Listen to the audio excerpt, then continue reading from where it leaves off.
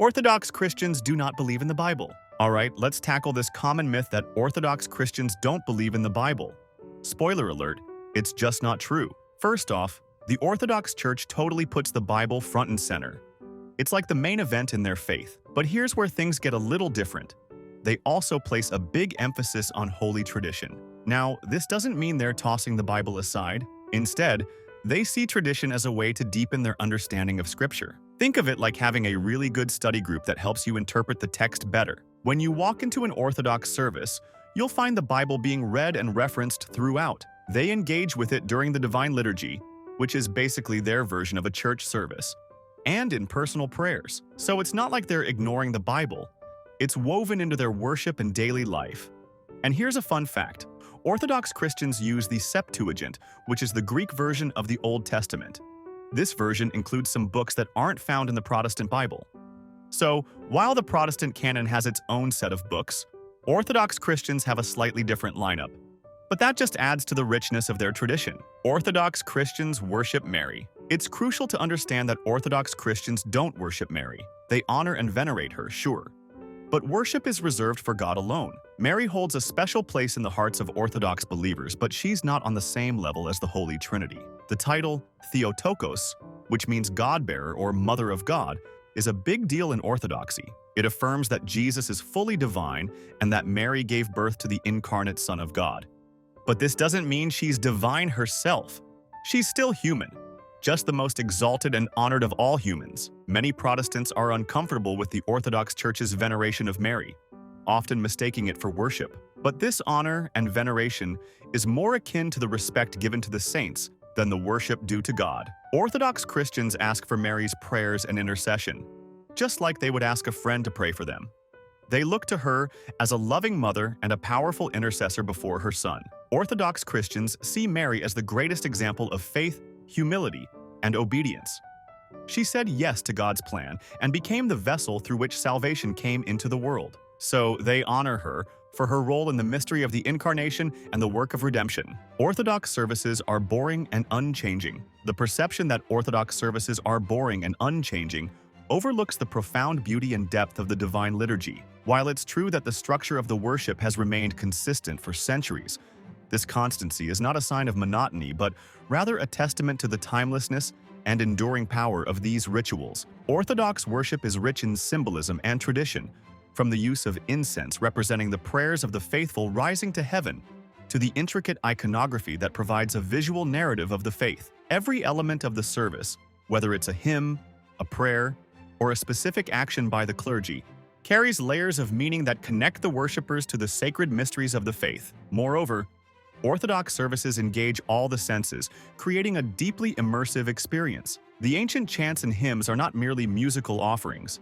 They are meant to lift the soul and invite contemplation. Combined with the fragrance of incense, the glow of candles, and the vivid icons, the worship atmosphere transcends the ordinary, drawing the faithful into a deeper encounter with the divine. Though the repetition in the service might seem dull to some, it actually serves to anchor the faithful in the rhythm of worship, mirroring the constancy of God's presence. This repetition can be a source of profound comfort and spiritual growth, as familiar prayers and rituals reveal new layers of meaning over time. So, while some might say Orthodox services never change, others would argue that they're simply keeping the faithful flame burning bright, unchanged, because they're perfectly in tune with eternity. All Orthodox churches are the same.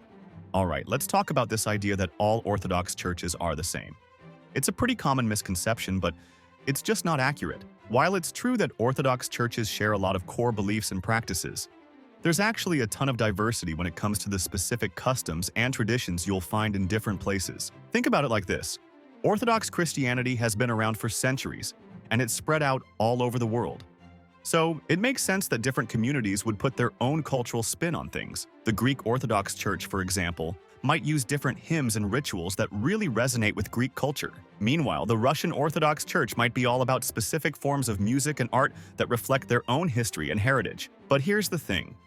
Even with all these differences, every Orthodox church is still committed to the same foundational beliefs. They all look to the teachings of the early church fathers as their guide, and they all place a huge emphasis on the sacraments as a way to encounter God. So, while the details might vary, the heart of the faith remains the same. In a way, it's kind of like having a big family reunion.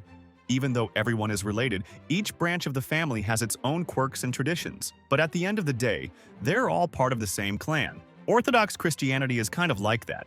A big, diverse family united by a shared history and a common set of values. So, next time you hear someone say that all Orthodox churches are the same, feel free to set them straight. Orthodoxy is a rich tapestry of cultures and customs, all woven together by a timeless faith. It's a tradition that's constantly adapting to different contexts while staying true to its ancient roots. Pretty cool, if you ask me. Orthodox Christians are anti-modern or anti-science. There's a stereotype floating around that Orthodox Christians are anti-modern or anti-science.